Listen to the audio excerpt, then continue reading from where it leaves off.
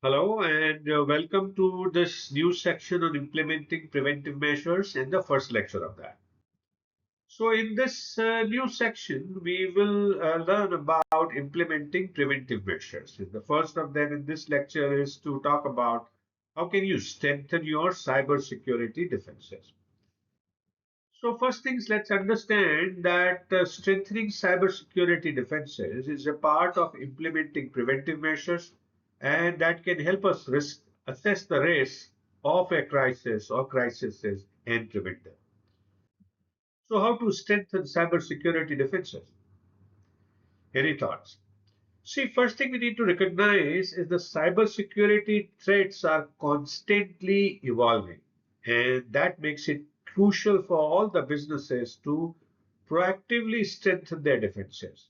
Now, you need to have few strategies that we'll outline that can help you protect sensitive data, systems, and networks from cyber attacks. So, three parts of your cyber space you need to protect.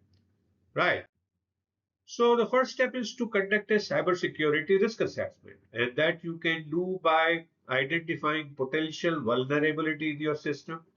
And what are the risk areas to assess? The first is network security. There you need to ask, are your firewalls and intrusion detection systems in place? Then second would be the endpoint security, where you find out if your company devices like laptops, mobile phones are secure. Third would be data protection, in which you ask, is the sensitive data encrypted and backed up? The fourth will be access control, where you find out, are employees given least privileges, accesses, so that access doesn't lead to data breaches? And the last one will be phishing and social engineering, where you ask, are employees trained to spot cyber scams? Remember to use tools like NIST Cybersecurity Framework or ISO 27001 to guide your assessment. Second step is to strengthen authentication and access controls. And what are the things you can do to strengthen authentication and access controls? First is to implement multi-factor authentication, MFA, which requires additional security layers beyond password. Second one would be to have strong password policies that will enforce long, complex passwords and regular updates of those passwords. Third would be to do role-based access control, RBAC, that will limit system access to only necessary people. And the fourth would be to monitor user activity to detect suspicious login attempts with automated alerts. Remember to encourage employees to use password managers to securely store the credentials, especially the password. Third step is to secure networks and endpoints. And let's look at some best practices in that area. The first one would be to install firewalls and intrusion detection systems, where that can help you protect against unauthorized accesses. The second would be to use endpoint detection and response solutions, EDRs, that can protect devices from malware and ransomware.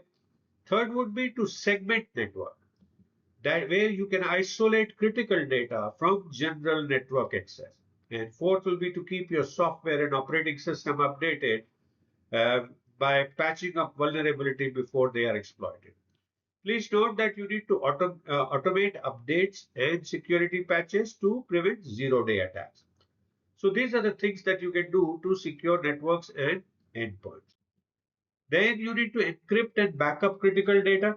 And what are the key steps that you can take? First is to use end-to-end encryption, where you can secure sensitive data in transit and storage. Second step would be to enable regular data backups by storing backups in multiple locations, cloud and offline. Third would be to implement data loss prevention tools, DLP tools, with which you can prevent unauthorized sharing of confidential data. And finally, secure data, cloud storage that you have, and that will ensure that can be ensured with strong encryption and access controls for cloud services. Remember to test backup recovery processes regularly to ensure quick data restoration. The fifth would be to train employees on cybersecurity awarenesses. Employees are often the weakest link in cybersecurity chain. Regular training is key to reducing risk. Now, what are the areas of training? So, regular training, what you can do is to train on like how to recognize phishing emails, and that can help you avoid clicking on malicious links. Also, you can train them on safe browsing practices and that they can use to secure websites and avoid public Wi-Fi. And then also train on incident reporting procedures that will encourage employees to report suspicious activity immediately. And lastly, remember to run phishing simulation tests to measure employee awareness, right? So these are the things that you can do to train employees on cybersecurity awareness. Monitor and respond to cyber threats as and when they come. And what are the essential security measures that you need to do? Deploy a security information and event management system, right? Uh, where you can detect and respond to threats in real time. Also, set up automated alerts where you can flag unusual network activity like failed logins, large data transfers. Establish an incident response plan IRP that can help where you need to define steps to responding to breaches, ransomware attacks, and insider threats, and conduct regular penetration testing, which can help you identify weak points in your system before hackers do that. Remember to perform cyber drills to test incident response effectiveness. So, what are the final takeaways? So, first thing is to assess cybersecurity risk regularly, right? You need to do that on a periodic basis. Now, whether it's weekly, monthly, daily, you need to decide. Second is to strengthen authentication access control through MFA and RBAC, multi-factor access uh, and role-based access control.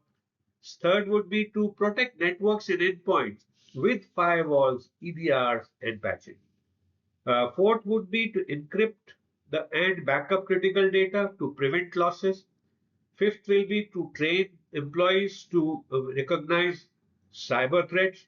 And the last would be to monitor and respond the cyber incidents proactively. So what do we do next? So having looked at how to strengthen cybersecurity defenses, we will take a look at how to enhance supply chain resilience that can help us, prevent risks as and when they occur. So thank you so much for watching this first lecture on implementing preventive measures to manage crisis. I hope you're continuing to learn new things, continuing to enjoy, and I do look forward to see you again in the next lecture. Please feel free to message me if you have any questions. I'll be happy to answer your questions and do download the PDF file to take a look at anything that you need to.